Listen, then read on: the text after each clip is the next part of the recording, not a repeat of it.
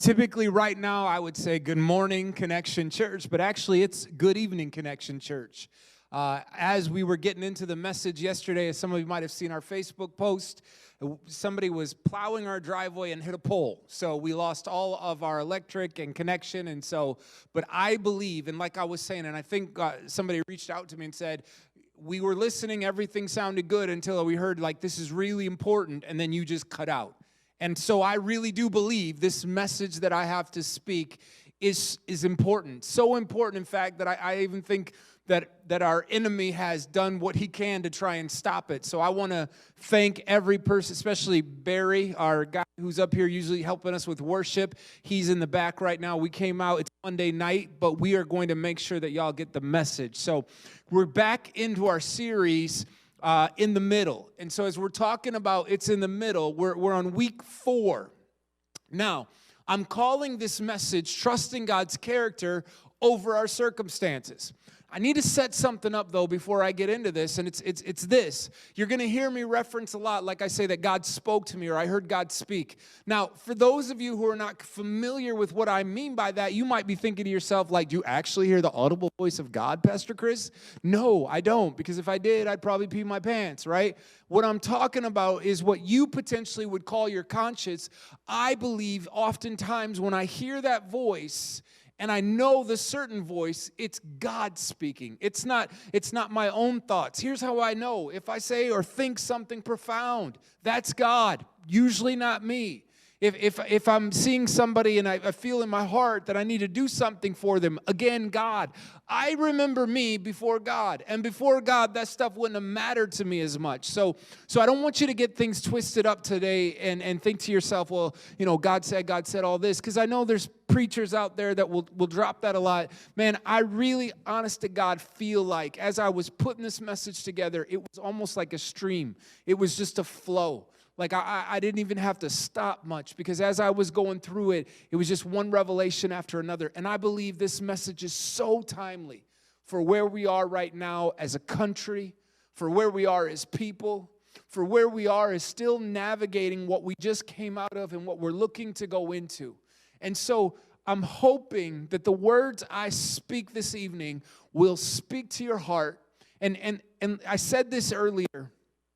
And I believe it. I believe there's such a weight on this message. I believe there's actually probably somebody who's going to listen to this message. And again, like sometimes I just feel like the typical preacher and it drives me nuts, right? Because like I've been in services where like somebody's like, I just feel like somebody in this room has depression. The Lord is speaking to me right now. Yes, Captain Obvious. Everybody knows. We all struggle with that. That's not what I'm saying. I believe there's somebody that there's a dream inside of your heart and you're going through something right now that's causing you to almost give up.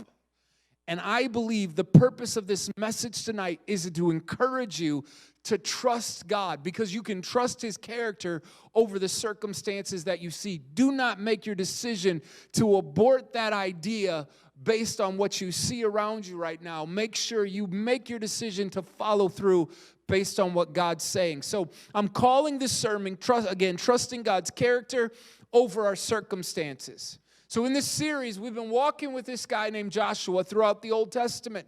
And in the story of Joshua, what's really, I think, helpful for us is we get to talk and walk with a man who's in the middle of his own circumstance and situation. He's not where he started, and he's not where he's trying to get to. He's in the middle. Where he began and where he is right now are completely different places. In fact, like we talked about a few weeks ago, he's in a place now where he's the leader, he's the guy. And now he has to rely on God to show and guide and direct him like he did with Moses. And so we get to pick up with Joshua. And last week we talked about Rahab and how sometimes God meets us on the middle of our journey. And the middle of our journey can be messy, but yet in those moments God meets us. But now we're going to pick up with Joshua and all the people as they're camped at the Jordan. Keep in mind, for 3 days, 1 million plus people have been camped next to this Jordan River. Listen, y'all, it's one thing to send 2 spies across the river. It's easy to get two guys over there, but when you're talking about moving 1 million people with all their possessions, that can start to seem and feel like an absolutely impossible task. You know, a thought that I had is kind of this. You know you're in the middle when the dream of living in the promised land is eclipsed by the reality of the opposition that stands in front of you. And that's where this group of people are, this 1 million+ people. They know what God said. He said, we're going to the promised land. And now they're in front of a great river. And we say river, it's probably better to say like lake. I mean, this thing is massive. And it's in the middle of a flood stage. And there's the only way to get to the promised land is to come through this place. They're not seeing right now a land that's flowing with milk and honey. They're not thinking about the promises that God said. Instead, they are seeing in front of them nothing but opposition. See, but that's something we've got to remember while we're in the middle. It's sometimes what we see opposition, God sees an opportunity. And that's exactly what's about to take place here. But it's difficult. It's difficult in the middle. The middle will often leave you saying things like, impossible. I don't know how that's ever going to change. I don't know how we're going to get through this. I don't see something on the other side of this. Right now, all I see is what's in front of me.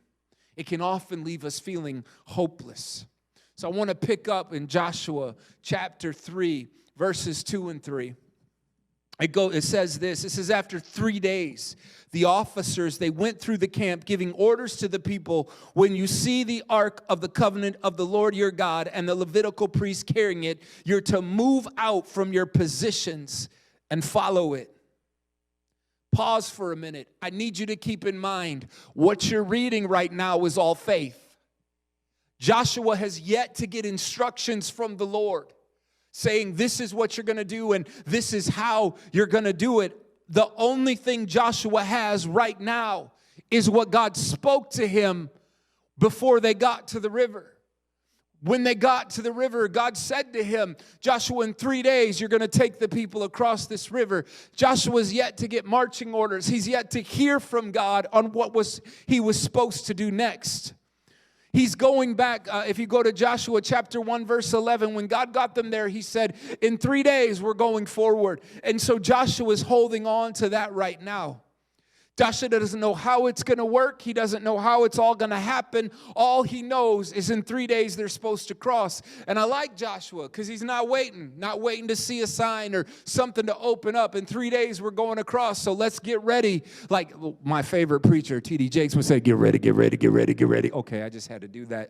Church, here's the truth, though, and what Joshua is showing us is it takes great faith to make it in the middle. Because sometimes you're going to have to go on what you know God said instead of what you see in front of you. Now, move on. Let's jump on to verse 4. It says, then you will know which way to go, since you've never been this way before, but keep a distance of about 2,000 cubits between you and the ark, and do not go near it. If there was a more prophetic verse right now, I don't know if I've heard one. I want you to hear the emphasis of this verse and what really jumped out to me as I was putting this message together. It says, then you will know which way to go, since you've never been this way before.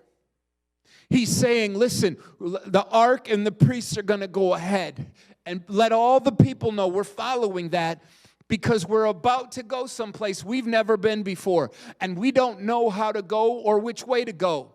And I believe when I was reading this and I was studying this, I felt like God spoke to my heart, and he says, church, I'm taking people in places, because we're in a world that we've never seen before. We're experiencing things in our lives we've never experienced before. I believe God's saying, I'm going to lead people. I'm taking you to places you've never been before.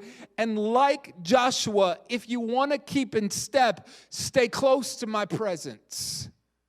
Because I'm taking you places you've never been before. And some of you, you feel that right now. You're so uncertain about what's to come next. The best advice Joshua gives us right here, stay close to the ark. Because you're going places you've never been before. And the ark always represents the presence of God. It wasn't just some box that Indiana Jones found, right? It was a real thing, and the purpose of the ark. If you remember back to Deuteronomy and Exodus, the ark was what always went before the Israelites as they were marching through the wilderness. There was a pillar of cloud by day and a fire by night. But the ark always led the way. It was always the presence of God that was supposed to lead them. And so this is what Joshua is speaking to the people. He's saying, we're going this way and we're going to follow because we're going someplace we've never been before. Now, not all I got from this passage. There was another piece that really jumped out for me. It was the one that said, but keep distance and don't go near it. And that one really spoke to my heart in this way. In the middle, there's a lot of waiting. In the middle, there's a lot of moments where you feel powerless. In the middle, there's a lot of uncertainty. I don't know about you. I hate every one of those feelings. I hate feeling powerless. I hate waiting. And I hate uncertainty. Because in my mind, when I'm not certain, that leaves everything up to chance, or it leaves it up to somebody else. And the way I have kind of changed, I don't know, man, how to put it my messed up head, if that's how you just want to put it, the idea of allowing something and not being able to dictate the terms is difficult for me.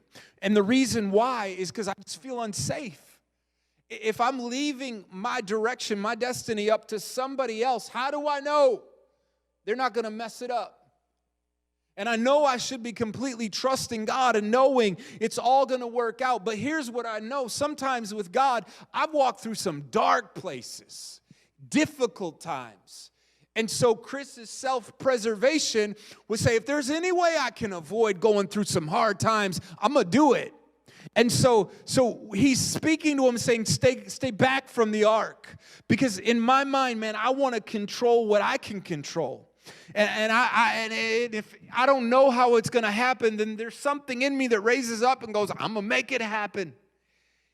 Even this week, I had a scenario where there was some stuff going on, and I'm like, okay, we need to do boom, boom, boom, and just thinking, trying to come up with solutions. And a good friend of mine just looked at me and goes, where's your faith? I know. Pray for this preacher. I still got a lot to learn. But she was right. I wasn't putting my faith in what God had promised us. I was putting my faith in my ability to make something happen because the circumstance in front of me was demanding that I did so. Not that there's anything wrong. And I don't believe that faith without works is a good plan. I believe there's faith and I believe there's works, but she nailed it. The Holy Spirit just spoke through her to get my attention and remind me that I am putting my faith more in my ability than what God said. And so this was the kind of the word that the Lord gave me as I was going through this. He was saying, Chris, stay far enough back from leading the direction that you don't get ahead of me. Because here's the truth, church. When you get ahead of God, you're out in places you've never been, going places you don't know where to go. And if you get beyond Him, He's not going to fight you for control. What God is saying is like, look, you're going to follow, but make sure you stay back a little bit because you're not the one in control. You're not the one that's leading this. I am. And the reality is we can take authority and take control and we can lead our own destiny.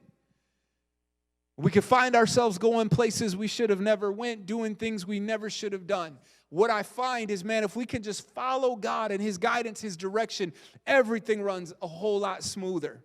And so that's what I took away is that I need to slow down, that I need to stop moving so quickly, that feeling like I've got to do something, I've got to get ahead of things. And anybody that works with me is right now going, amen, God, please let him get this. Because I wear people out sometimes. And let's just keep going. Enough about me. Let's talk about Joshua. All right, so verse 5. It says, Joshua told the people, consecrate yourselves. Tomorrow the Lord will do amazing things among you. And Joshua said to the priests, take up the ark of the covenant and pass on ahead of the people. So they took it up and they went ahead of them. Again, church, that's all faith right there. Joshua has yet to hear from the God who's saying, okay, he told them days ago, you're going to cross this river. However, he hasn't given them the exact how we're going to cross the river yet. And so what Joshua's doing is saying, we're putting the presence of God before us first. And we're going to move, and we're going to get ready. And we don't know how this river we're going to get across it. I mean, Joshua and Caleb would have been the only guys in this entire group that walked through the Red Sea. Everybody else had died in the wilderness. That was part of the preparation to move them on. So only Joshua remembers what it's like to see Red Sea part. And he's speaking to the people and he's saying, let's get ready because God's going to do something today. And so they're preparing themselves, they're getting ready, but there's something that they show us right here to make it in the middle. And we talked about this a few weeks ago. You've got to trust God with certainty. When God makes a promise, you've got to believe it's as real as you're seeing it before you. Now, some of you will be like, Pastor, that is hard because sometimes in the middle I get the promise and I don't quite understand how I'm going to see it come to pass. That's the purpose of our title today, because in the middle you have to trust God's character over your circumstances. When I say God's character, I'm talking about who he is and what he said. I'm talking about the track record he has, that he has been faithful and he has been consistent and he has never left you nor forsake you. When I'm talking about what you see, we're talking about your circumstances. We're talking about your bank account right now. We're talking about the relationship that you're in, that you're not quite sure how it's ever going to turn around. When we talk about the character of God, we're talking about who he is. I am sure there was a moment as Joshua looked at that water, he had to think to himself, I remember walking through a Red Sea. God, if you could do a sea, you could take care of a river. And so he assembles the people and he gets them ready. Now, he goes to them and he says, guys, it's time. As he assembles the people, gets them ready, sends out the presence of God, has an attitude of expectancy that God is going to show up. We get to verse 7.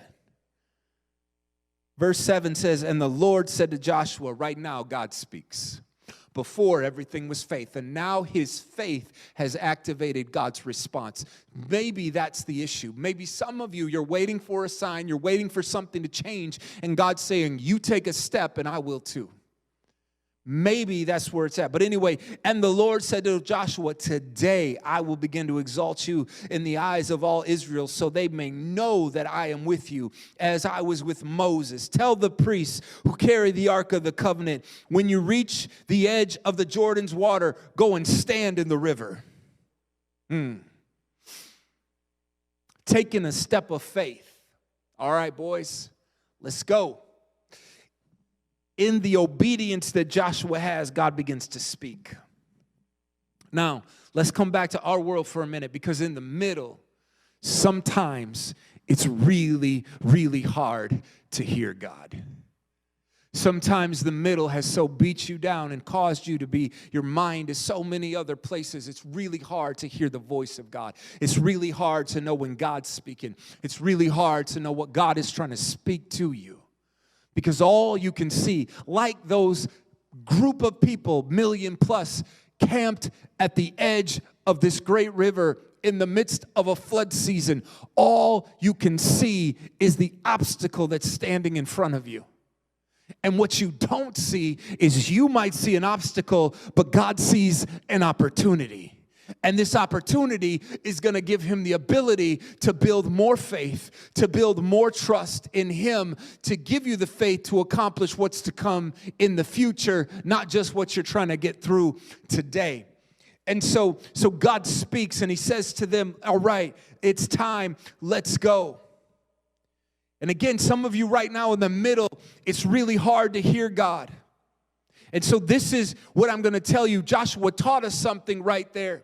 It's a great advice. And people come to me sometimes and they're like, you know what, man, I just don't feel like I can hear God anymore. And I don't know what I'm supposed to do. My number one question is simply this. What's the last thing he told you? Yeah, but that was back there. And when he said that, like I was dating this girl and now we're no longer together. So how could that be that I'm going to get married? Listen, you do better betting on the last thing God said than whatever you think is going to happen next based on your circumstances. And that's what Joshua showed us. He didn't need to see the water part. He didn't need to hear the voice of God saying, here's how you're going to do it. All he needed to do was to have a reference point that 3 days ago, God said, you're coming across this river in 3 days, and he was ready to go. And that's some of the faith that it takes in the middle is you're going to have to trust God even when you can't see him. But you don't have to see him because you can trust his character. His character is without question.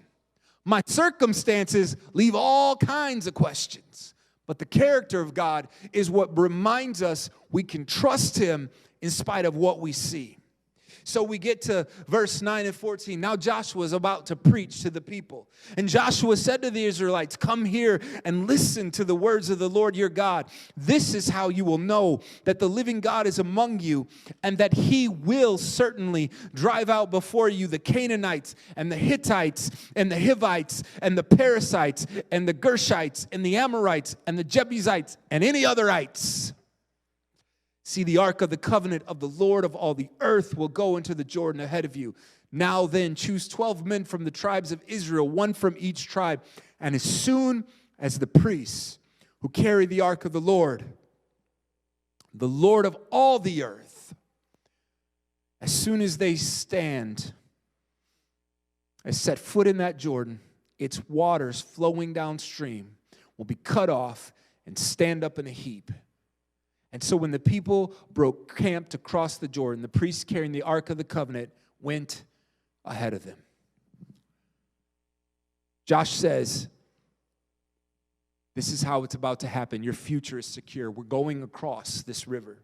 Look what God is about to do. Remember what God did. See, that's how we trust his character. We remember God's faithfulness.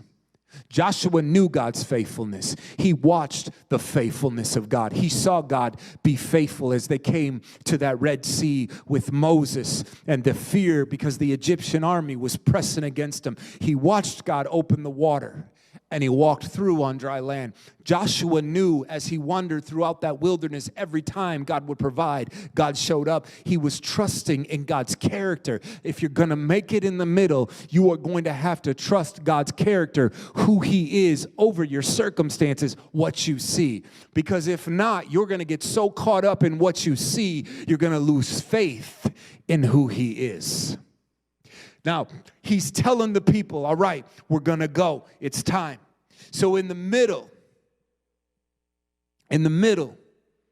we're going to make it. In the middle, Josh says, guys, don't worry, we're coming through this. Just like your mama and your daddy and your Grammy and your pappy. Every one of them walked through the Dead Sea. Or the Red Sea, excuse me. We're coming through the Jordan the same way.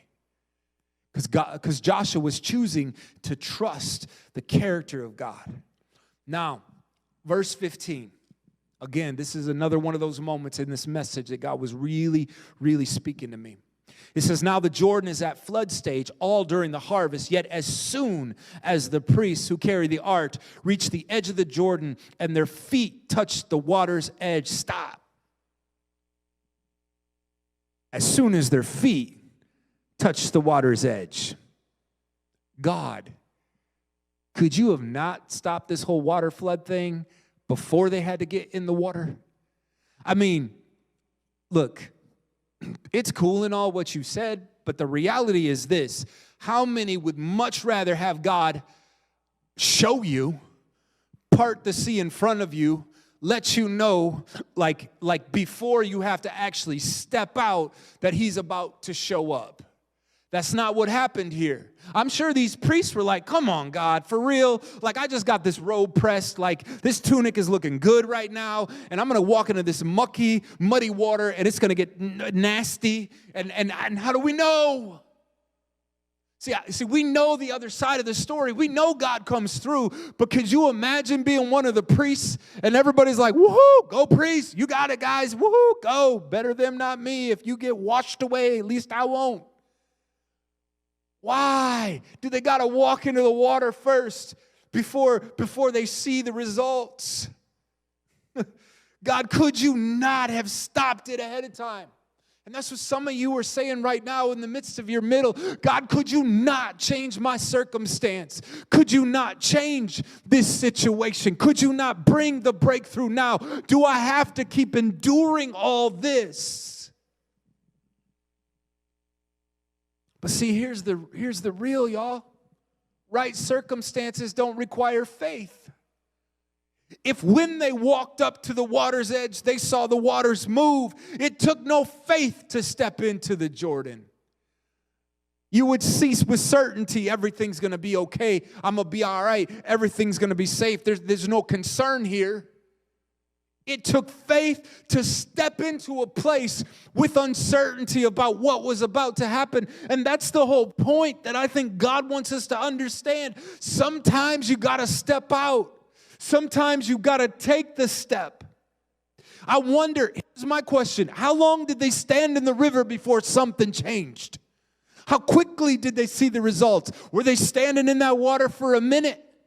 Until they started to see, were they carrying the ark, and just one step at a time, deeper and deeper, not quite sure. We don't know. All we know is that they were required to go in before they saw any results. Listen, y'all, we often want the river to dry up. We want to be secure that everything is going to work out. And I'm just telling you right now, that is not how God works. You keep in mind, like I've been saying throughout this entire series, the middle is more about your development than it is your destination. So many of us were thinking, I'm in this place because God's trying to get me here. No, y'all, God's trying to prepare you where you're at so you can go to where he's calling you, but so you can sustain the success of where he brought you to.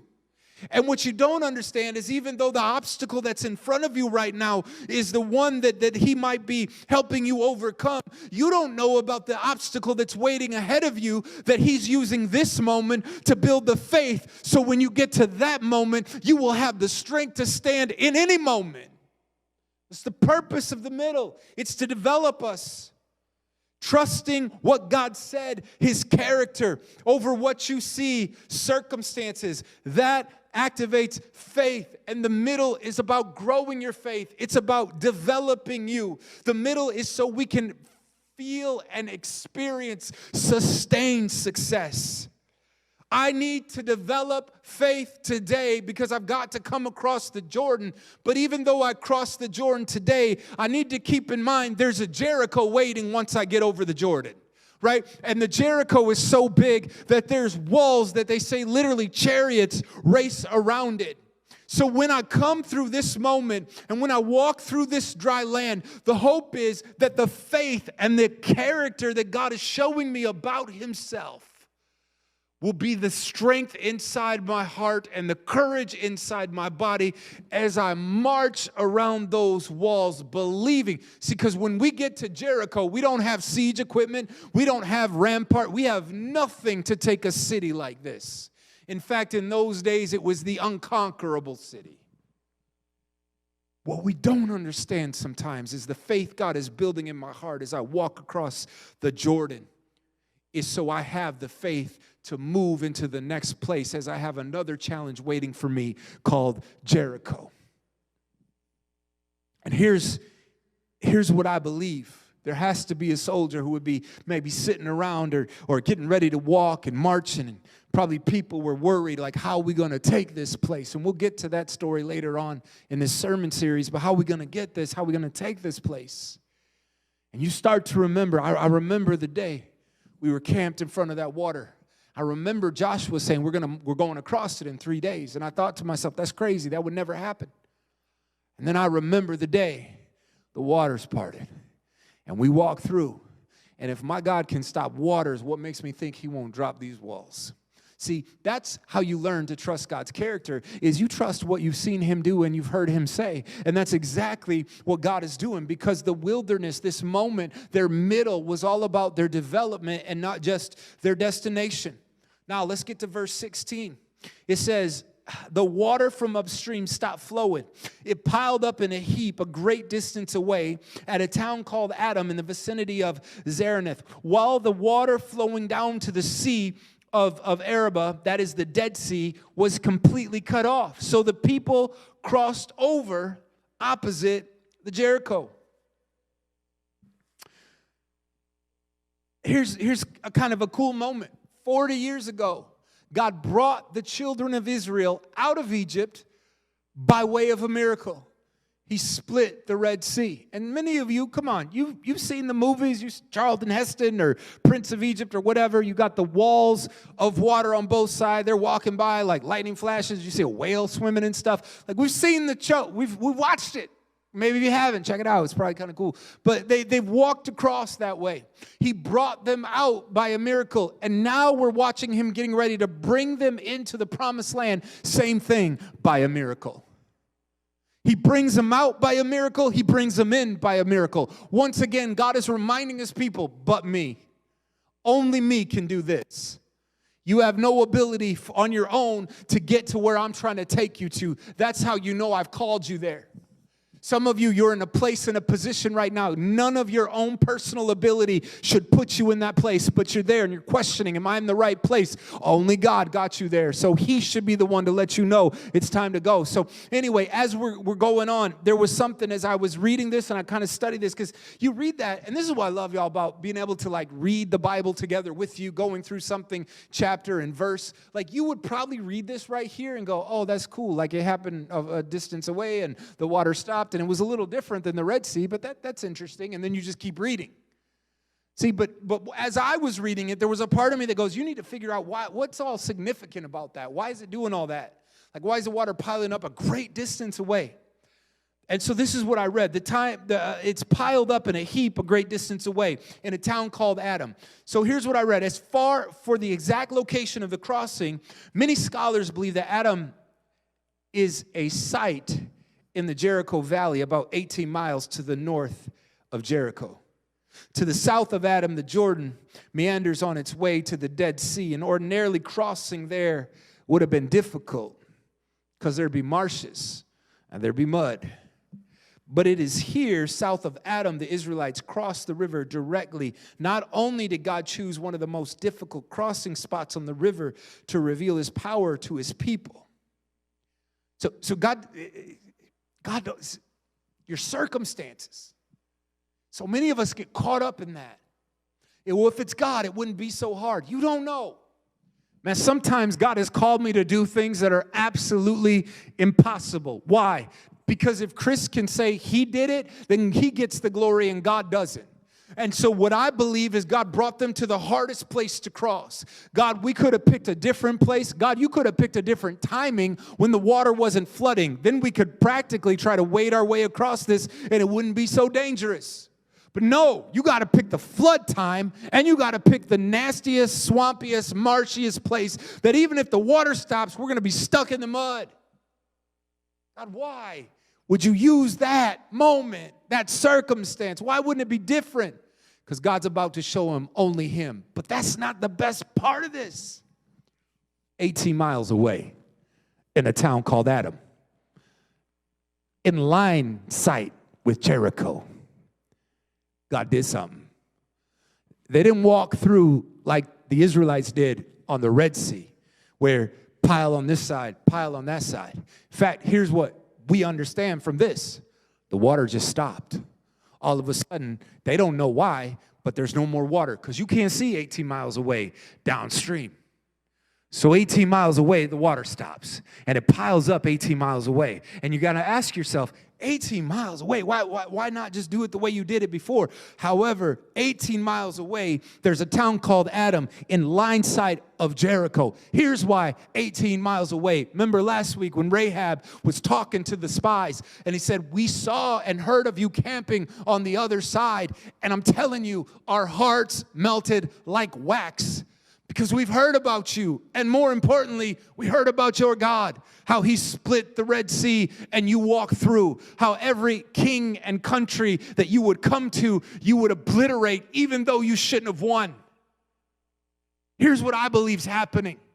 They're getting ready to step into faith. All they're concerned about is what's standing in front of them right now. But 18 miles away, God is serving notice to their enemy. You should be scared. They're coming.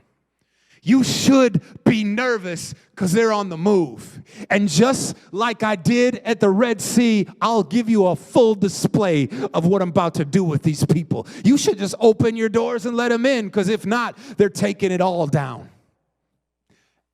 Come on. Now, bring it to your world. The middle, Pastor Chris, is so hard. It's so hard in the middle. I just feel like, I don't know, I can keep going. I just feel like, why in the middle does it feel like I'm attacked all the time and I'm just oppressed so much and the enemy's always at me? Listen, let me clarify something, because some of you hear me say the enemy, and I'm sure there's somebody watching right now going, oh, that's one of them preachers. He's afraid to say the devil. No, I'm not. I will say the devil, saying the devil means nothing to me. Here's what I believe. First of all, many people give the devil the same attributes of God, meaning they think the devil is omniscient, all-knowing, that he literally can read your mind. That is not who the devil is. The devil does not have the ability to read your mind. That's why your words are so powerful. He can put a temptation in your heart, or the enemy or evil forces can put a temptation inside of you, but until you speak those things, they don't exist.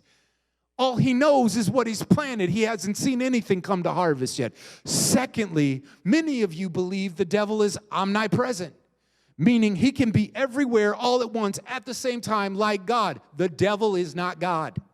He is a created being, finite, with no ability to do the things that God does.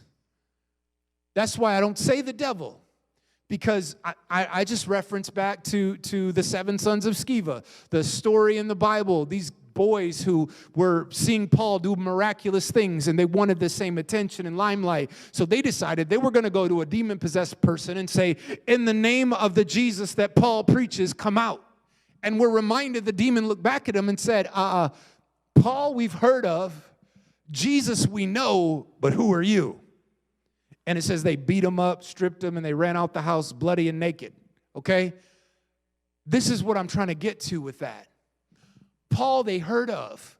Paul was tearing the world up for the gospel at this moment. And the evil forces had only heard of him. Jesus they knew. Because to be honest with you, some of y'all, you need to understand something. You understand, I believe the devil has more faith than some of us do.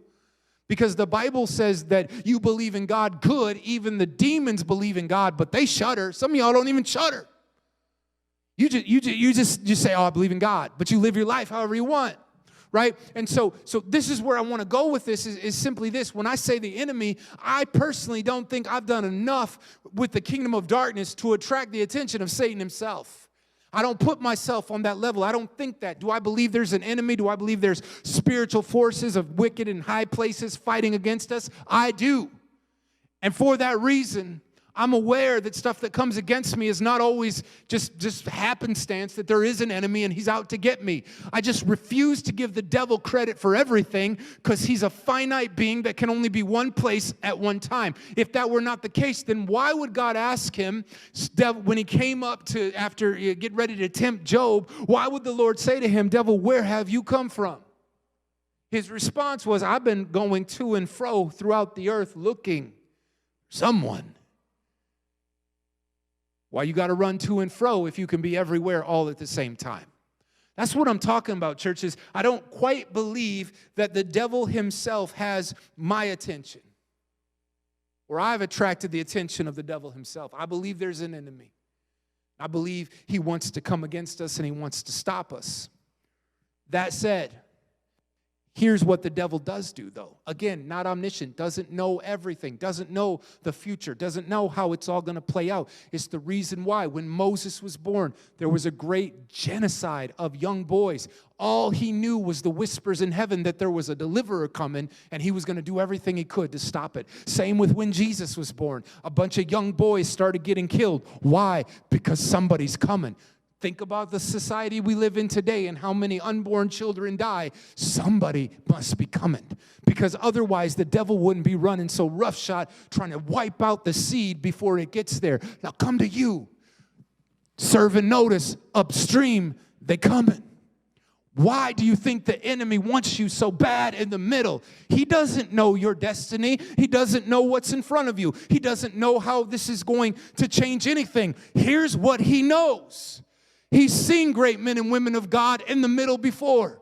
He's watched them go through struggles. He's watched them learn faith. He's watched them come out the middle and walk out victorious on the other side. Why is he on you on the middle? Because if he can kill you in the middle, if he can get you to miscarry the dream that God put inside your heart and it's pumping inside your chest, if he can kill you now, he ain't got to deal with the monster you're going to be later. That's the purpose he's so after you in the middle. That's why the middle feels so hard, because the devil knows that's where development happens. That's where great men and women of God begin to be formed. That's what I would say to you today. If you're in the middle, God is building you. God is forming you. God is raising you up and getting you ready. And if you can stay faithful in the middle, the devil knows what the potential on the other side of a faithful middle looks like. Think about it. In the middle, sometimes it's in him I live and move. I don't even feel like I can get out of bed without him. Like my life feels like it's over. I'm dying. But in the middle, I learned to trust him more. I learned that the song that says, I need you, Lord, I need you. Every hour I need you. Here's my question, church. What happens when you come out the middle and you're healed and you're restored and you're ready to move into what God's called you to, and you keep that same level of faith? What will stand in your way? Oh, devil. 18 miles away in a city called Adam, the water piled up so Jericho could get a front row view of what God was doing.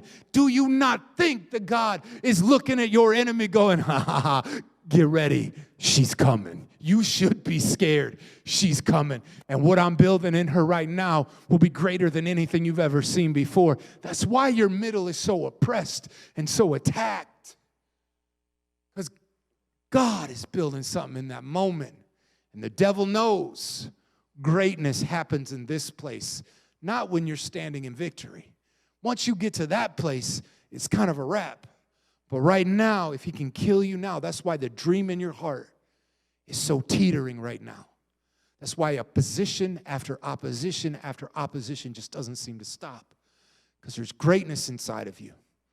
And the devil wants to get you in the middle. Take you out now. I ain't got to deal with you later. He knows great men and women of God are born in this place. But your God, serving notice, 18 miles away in a city called Adam, the water piles up. You don't get to see the water pile up. You don't need to see that right now. All you need to see is him telling you to take one step, stay close to his presence, move forward. Because he's serving notice to your enemy that you're coming. Stay faithful right now in your middle. Don't quit. Don't give up. And just like we talked about, y'all, the presence of God. Throughout this entire chapter, 14 times it talks about the Ark of the Covenant. What's Joshua trying to tell us in our middle? Stay close to the presence of God. Because you're going to get discouraged. You're going to have hard days. There's going to be days you're going to want to quit. But don't quit. Because there's purpose in your middle. I love that part. I love, it's like God showing off and letting the enemy know we coming.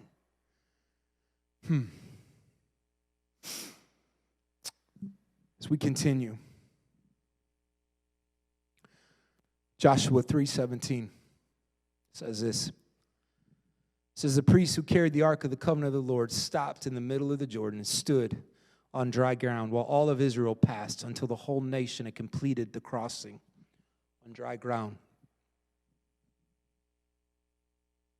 Again, this is another word for me right here, and maybe for you as well.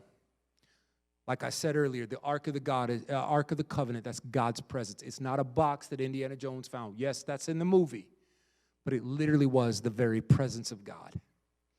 Something that I want you to understand too, because we really didn't go through Exodus, but when God set everything up, the Ark was never supposed to be kept in a church. It was always supposed to be kept in a tent.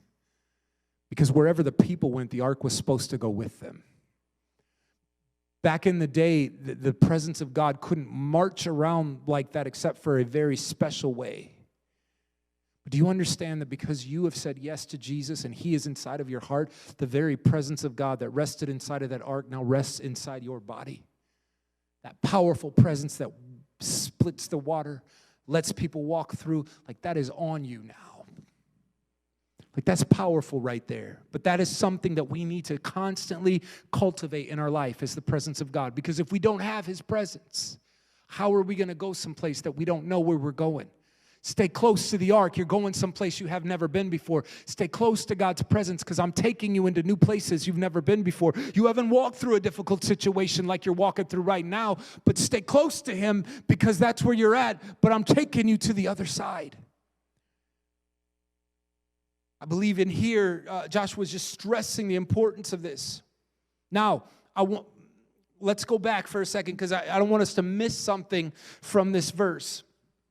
It says right here, verse 17, the priests who carried the ark of the covenant of the Lord, ark of the covenant, presence of God, stopped. Where'd they stop?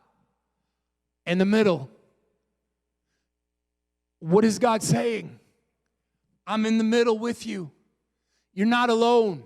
You're not by yourself. I'm in the middle.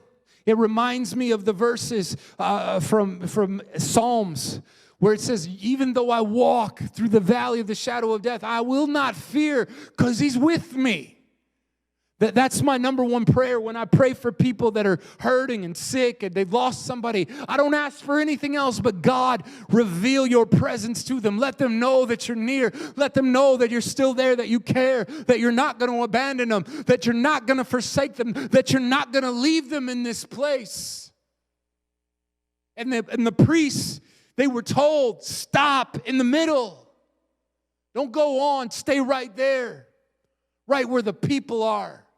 Right in the middle of the crossing, right in the middle of probably the scariest place. Because when you're in the middle, if that water lets go, it's all over. And they planted themselves in their middle, and I believe that's what God does, is His presence is there. And He's close.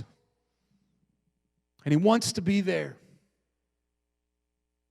Some of you right now, like you struggle with the whole middle thing. And as a country, we're in the middle, right? I want to just speak some truth tonight. First and foremost, I was around during President Clinton's election. And I say that for this reason, because I remember I was in church, little kid, younger kid, not little, but younger. And I remember how in arms the church was that this vile man became our next president. I remember people talking about him, and it was almost like the world was going to end. And I struggled a little bit with that, but whatever. I mean, it's just church talk, whatever. And I remember a little later on being in a church where a guy by the name of John Bevere, who really spoke with authority, we call him a prophet, whatever, but he came in and he called the church out, and he said, listen, he says, even though that might not be the guy that you chose, that is the guy that the Lord put in place, and we are to honor that position. We are not to let our fear or our doubt or our what-ifs cause us to speak ill. You can be honest about someone and still honor.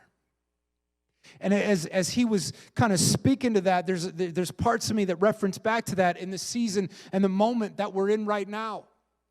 Because I think some people are just so panic-stricken. And keep in mind, y'all, that has much to do with the media, why we're all scared. Because that's all they do is try to scare us to get us to watch more of their stuff. But we're kind of freaking out. We're like this, that, and the other. And I would say this, no matter who's in, right? If Trump was still in, I'd say the same thing. The anointing of God is often about more of the position than it is the person. For those of you who watch the televangelist who told you that Trump was God's guy and the reason, stop it. Because that's not according to what Scripture says. The Bible says he anoints all leadership. He puts all leadership in their position. You're like, well, he put them there and so did Georgia. Let's quit.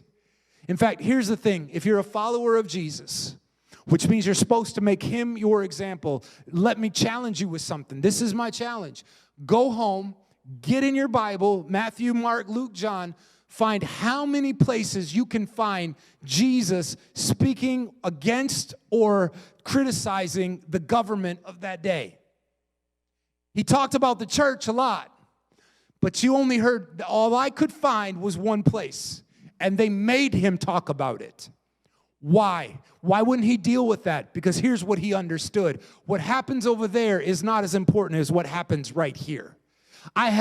Control your controllables. Fear, middle. Oh my gosh, what are we going to do? Follow the one who called you, because he is faithful and he is able to bring you through any difficult circumstance. So if you're listening to me right now, my hope is that you would get your eyes off all this stuff around you and back on the eyes of him. Because church, he's taken us someplace we've never been before. I don't want to miss it because I'm so caught up on the noise of the day that I miss the calling that God has for me now. I don't see opposition. I see opportunity.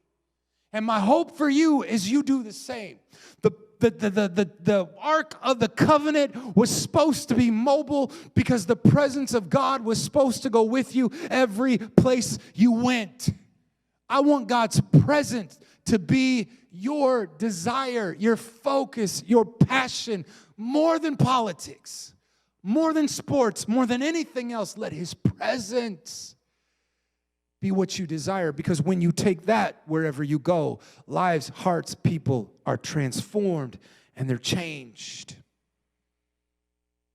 So we pick back up with our friends in the middle. And I said all that, man, because some of us are just struggling in the middle right now. A lot of uncertainty. What are we going to do? He's still God, still on the throne, still completely in control. I'm going to tell you what I'm going to do. I'm going to chase his presence and follow what he told me to do. And I hope and pray you'll continue to do the same. And again, I'll remind you, if we're going to make it in the middle, you are going to have to trust God's character over your circumstances. I love the fact that he stopped in the middle, but he didn't just do that.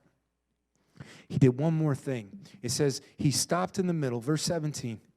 He stopped in the middle of the Jordan, and they stood on dry ground. Think about that for a minute. I read to you earlier that where they believed they crossed was a bog, a swamp, muddy, muck, marsh. 18 miles away, the water stops. Flood quits. They're able to pass through. Now, I remember hearing people talk about this story and scientists who wanted to disprove that this could be a miracle. It could just be a natural phenomenon that there's incidents that if an earthquake were to happen at this place, it could stop the Jordan from flowing that way and it would go a different way. Okay, my pushback would be God sent the earthquake. Other people would say, no, that's just coincidence. Oh, well, God, then here's the real. Joshua's got really, really, really good timing, right? Because he said in 3 days we're going across, and in 3 days earthquake happens and they go across. But there's a moment there that you can't give away to coincidence, because they didn't just walk through. They walked through on dry ground. They walked through on ground that wasn't even wet. The mud was gone and the ground dried up. Only God can do something like that, right? Earthquake could stop the flow, but only God can dry up a muddy swamp in a moment. And that's what they walked through, dry ground. Here's what I want to leave you with today.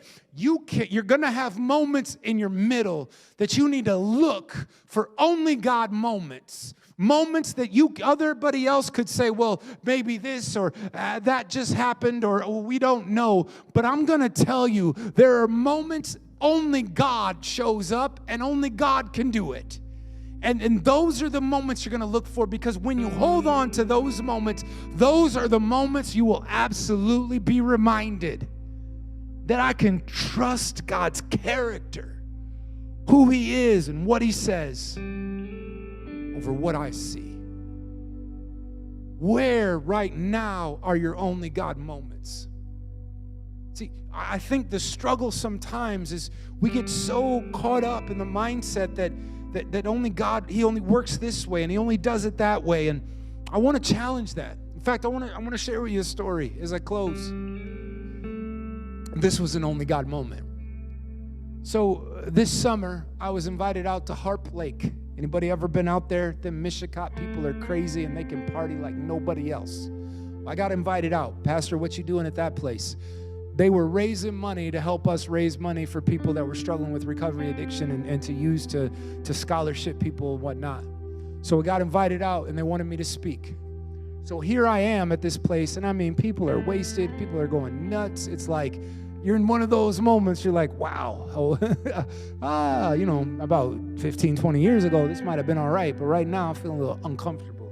So anyway, I go there, get the microphone, get up to speak. As soon as I'm done speaking, comes over the loudspeaker, all right, now we're taking contestants for the wet t-shirt contest.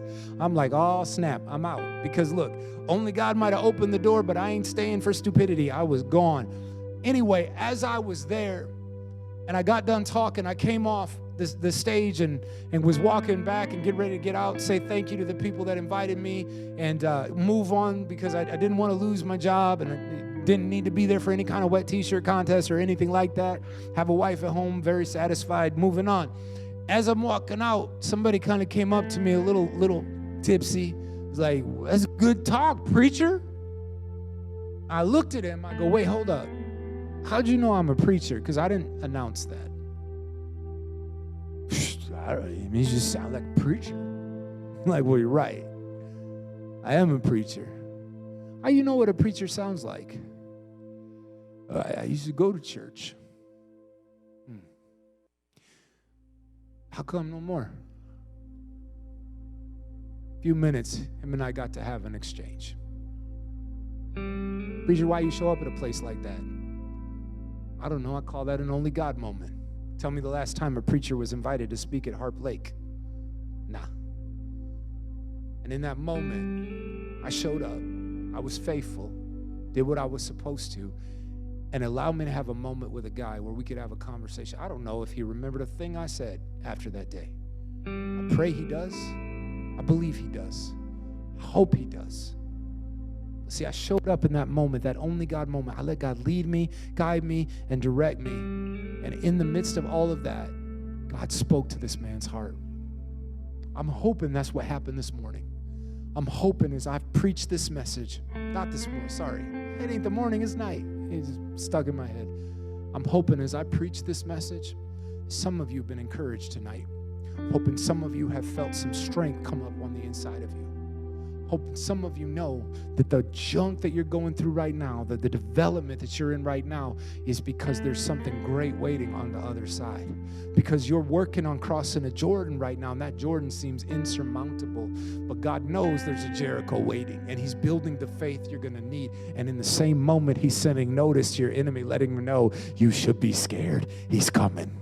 You should be nervous, because once she gets what I'm developing in her right now, there ain't a devil in hell that's about to stop her or her family or the ones that keep coming after. She's going to impart to the next generation. Devil, this is the one you should be sleeping and scared about. Like, this should wake you up at night, devil.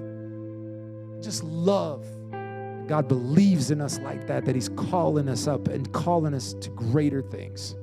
Church, I pray for that for you right now, that you would receive that.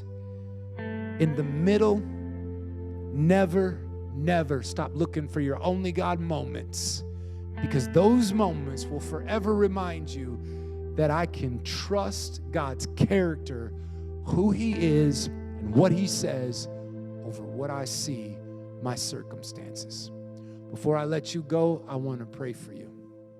Heavenly Father, I come to you right now. I thank you for this moment, this opportunity to speak your word. Father, I pray in the name of Jesus that the words that I've spoken tonight, especially the words that you've given me, that I believe are revelation, and not just revelation.